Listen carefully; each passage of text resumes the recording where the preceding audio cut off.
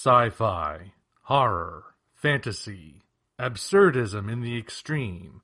It's all available here in the Tales from the Omni Vault book series.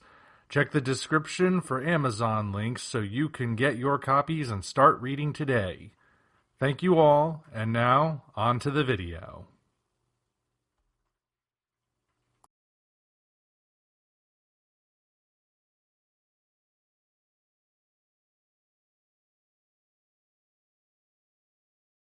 But before we get to it, I'd like to, in order to keep things at least semi-organized, we'll establish some kind of a speaking order, maybe starting that way, going around until it loops back. Since we're all talking about writing and it's a very creative process, regardless of if it's fiction or nonfiction, let's talk about inspiration. What would you guys say inspires you the most in your writing endeavors? Starting over here. I was to say, are we talking specific projects or just in general? Either one. If there's something really specific that inspires you, then you can talk it up. If you're just generally inspired by something, then do that too. But, okay. There are no wrong answers, but I will correct you if I need to. Oh, of course you will. I will actually say that a big one for me, actually, interestingly, is music. I actually wrote my entire first novel because I heard a song that referenced back to the myth of Pandora's box, and that got my brain a churning, and a military science fiction novel came out of that. I listen to music a lot while I'm writing to keep myself in the right headspace, or to just shut out the rest of the world so that I can focus on the story. So, and sometimes I will turn music on and just listen and, just let my mind wander a little bit. It's dangerous to do when you're driving, I will admit. You might want to be a little careful with that. But how many pedestrians have paid for your ignorance, Marchand? All of them. Every single one. How many hands you got?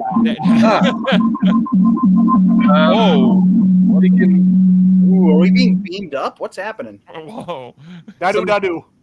Hello there. I had everybody else introduce themselves. Here's our next guest. Feel free to introduce yourself. Hello, everyone. Thank you for having me here, and I hope my voice is coming through. Yeah. Cool. I'm Christopher Nigro. I'm the CEO of Wild Hunt Press.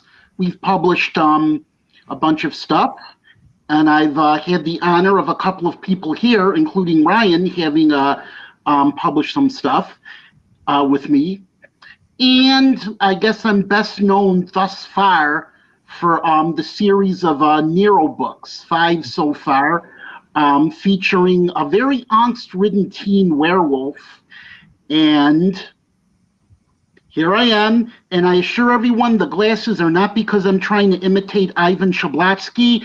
It's because I have cellulitis in one eye, and I want to spare everyone the unpleasant viewing experience of seeing it.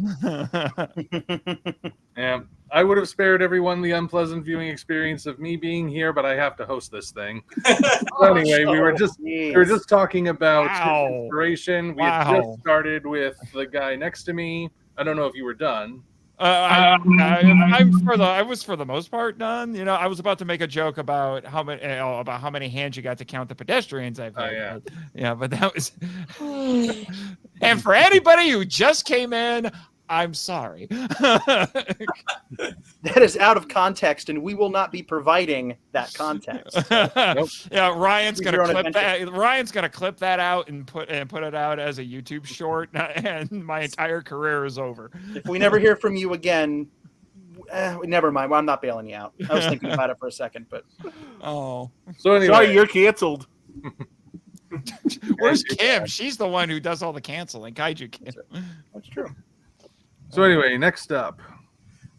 Okay, well, as far as a lot of different things kind of inspired me throughout, my long life. But I can relate to Nathan. Like one of the things that kind of the big part of all my writing years was music. I was sitting to listen to my favorite movie music, and I daydream to it. And then after a while, the daydreams kind of slowly coalesce into an actual series of scenes, and then before you know it, I had a story.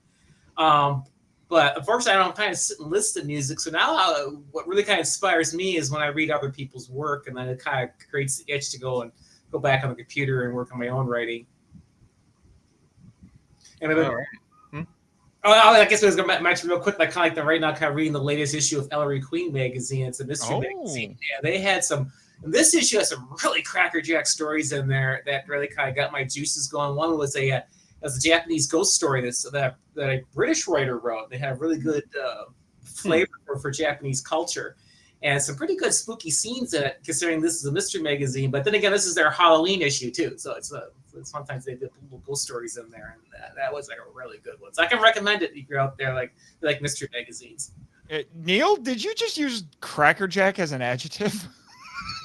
Did I just really kind of age myself there? Was that my boomer bona fides? I say we bring it back. I say we bring it back. It needs to be I back. agree. Exactly. Yeah. I think it's just swell. So, all right. Since we're zigzagging, that means Mr. Cody, you're next. Oh, me? Well, according to the display I have, I'm supposed to be fifth, but I'll go. Yeah. Honestly, I know it's sort of a cop-out answer, but it's God's honest truth. What inspires me is the media I consume, whether I'm watching a movie, listening to music, whatever. I just love the art form that is storytelling. It left a big impression on me since I was a kid, and I realized in high school that I wanted to tell stories too, and it wasn't until 2016 that I got the chance to when Matt Denyon put out a call for new writers. I'm like, hey, I'm a new writer, and since then, I've just been continuing to write stories inspired, again, by the media that I love, and especially media involving... Mm-hmm. Oh. I'm sure you'll be hearing that a lot tonight. Man, I feel my own heart there. I'm that kind of fan. All right. You, sir. Me? Right. Yeah. Okay. Yeah. Well, I mean, mine are pretty obvious because it's like behind me.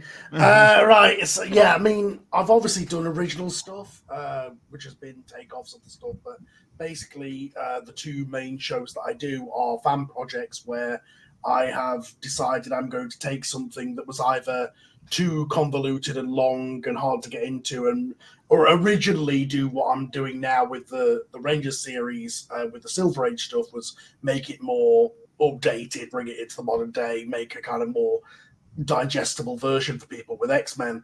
Now I've got up to the good years, and now I'm like, Christ, that's like an impossible task at this point. But I'm having a lot of fun doing it, and over the last 2 years, it's got pretty popular on the podcast stuff and that. And then when I came back, I decided, hey, I did it with one thing. I loved Power Rangers as a kid. How about I do what the 2017 movie tried to do and try and make it more for adults, try and make it actually take it seriously, do all the things that people enjoy, hit all the notes that everybody remembers as from their childhood, but make it all make sense and add character dynamics and drama, and the villains actually feel like a threat, and that kind of stuff. So it's basically just been with the X-Men comics. It's obviously I'm reading the comics and going, I'm going to make that story, but just kind of take out these little bits that don't work anymore, like a 13-year-old child getting with a 19-year-old man and stuff like that. The weird stuff that Claremont had in there. But with the Rangers, it's a case of I'm watching the show and going, oh my God, this is stupid. How do I make it not stupid? How do I make it as cool as I remember it being when I watched it? That is always the tricky part, isn't it? So continuing on. Hello. How is the weather down there? That's how it became the Brady Bunch. Oh man, I've been put in a corner. That's okay.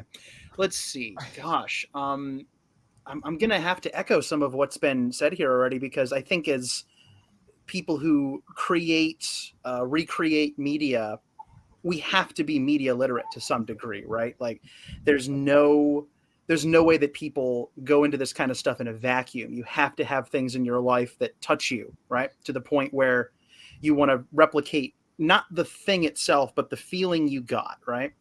The feeling that you got when you were a kid, the feeling you got when you're an adult, doesn't matter what age, that just inspires you. It's not like, well, sure, if somebody said, hey, write a Godzilla movie, I'd do it in a heartbeat. But what is it about the essence of Godzilla and the other things that I love so much, like, classic literature, the works of Hayao Miyazaki, those are big for me. Things like that. The films of Guillermo del Toro are a big thing for me.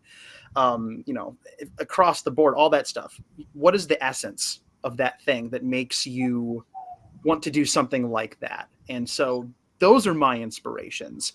It's not just that I watched Back to the Future 9,000 times at age 8 and have since watched it 8 million more times and love it. It's like, what is it about Back to the Future that you love? And that's the inspiration, right? It's the essence of the thing that makes you want to recapture it in your own voice.